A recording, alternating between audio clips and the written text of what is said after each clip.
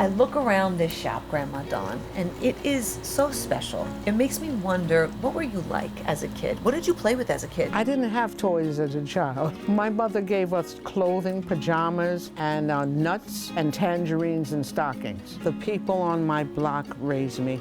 The tailor, Mr. Thorpe, and his wife and 2 sons were my family. And I ran errands for the hairdresser and the barber and anybody on the block. I wasn't allowed off the block, but my enterprise at 6 years old was running errands back and forth for people. Your love of books, where did that come from? My mom cleaned offices in the evening, and she brought books, paperbacks and books that were discarded, and I would pick up the books and I would read the books. I would read my sisters, and I would read the books that my mother brought home from work.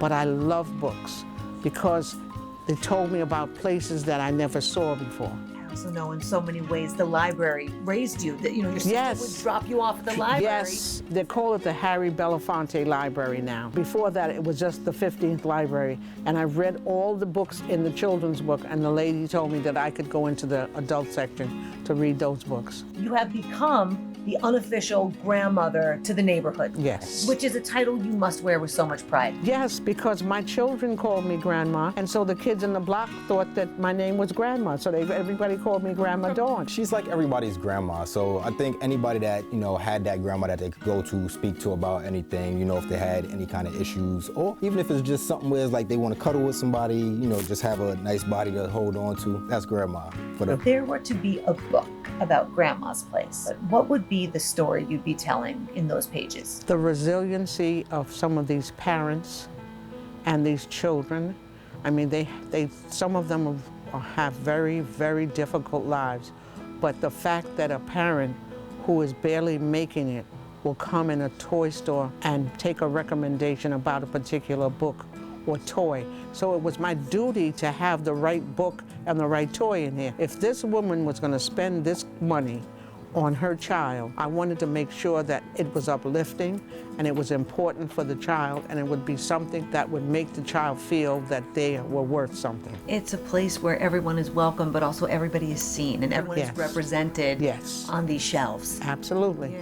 The joy is seeing the expression on the kid's face and knowing that what that kid has and they take it home, whether it's a book or a toy, it's something that's going to make him think and make him grow and get smarter. We've got favorite toys that have been passed down and that people still have, and that's the kind of thing that I want. Everything in here is worth keeping. The grandmother to this neighborhood for 25 years. Yes. How do you sum up that quarter of a century? It's a labor of love, it's a passion. If I wanted to plan my life again, I would do it the same way that I'm doing it now. I raise my children here, I raise my grandchildren here. They're all readers, they all love books, they're all doing well. And people think that my children are intelligent.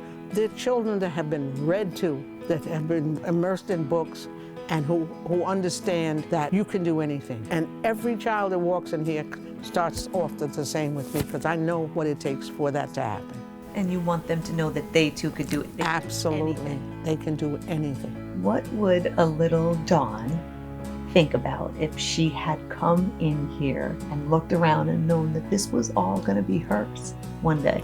I don't know, I would have lost my mind, but I know that I would have gravitated to the stuffed toys, and I would have gotten one of those stuffed toys. Everybody needs a Grandma Dawn.